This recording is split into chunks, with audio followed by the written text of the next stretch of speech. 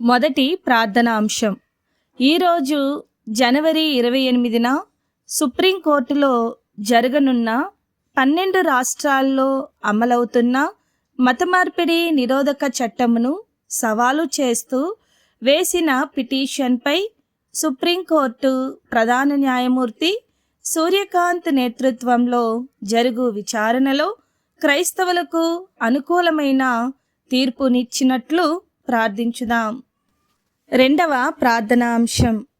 తెలంగాణ రాష్ట్రం వనపర్తి మండలం సాల్కేలాపూర్ హెబ్రోన్ చర్చి ఆరాధన సమయంలో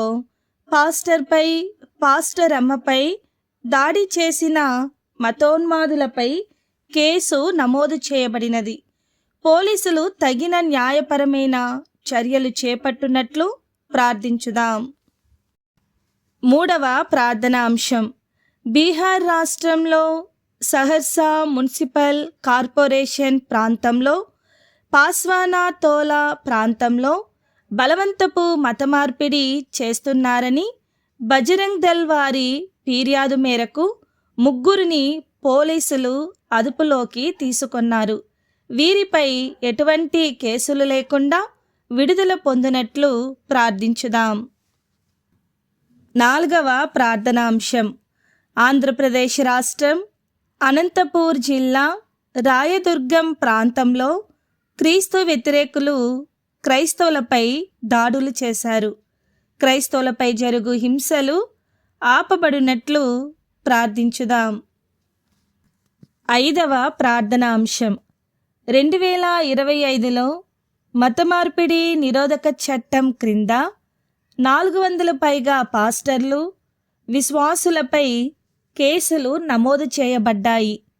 దీని వలన ఆరాధనలకు అంతరాయం కలిగింది మరియు చర్చీలు, కుటుంబాలపై చట్టపరమైన మరియు సామాజిక తీవ్ర ఒత్తిడులు కలిగింది. మతమార్పిడి నిరోధక చట్టం క్రింద నమోదైన కేసులన్నీ కొట్టివేయబడినట్లు ప్రార్థించుదాం. ఆరవ ప్రార్థనా అంశం. ఛత్తీస్గఢ్ రాష్ట్రంలో నారాయణపూర్ జిల్లాలోని ఒక గ్రామంలో 5 ఏండ్లుగా ప్రభువును నమ్ముకున్న 2 క్రైస్తవ కుటుంబాలను గ్రామస్తులు బహిష్కరించారు. వారి ఆచారాలు, కట్టుబాట్లు విడిచిపెట్టినందుకు రెచ్చిపోయిన గ్రామస్తులు వీరిపై దాడి చేసి గాయపరిచారు. ఇంటిలోని ఆహార వస్తువులను ధ్వంసం చేశారు. ఈ 2 కుటుంబాలకు దేవుని కాపుదల, భద్రత ఉండునట్లు ప్రార్థించుదాం. ఏడవ ప్రార్థనా అంశం.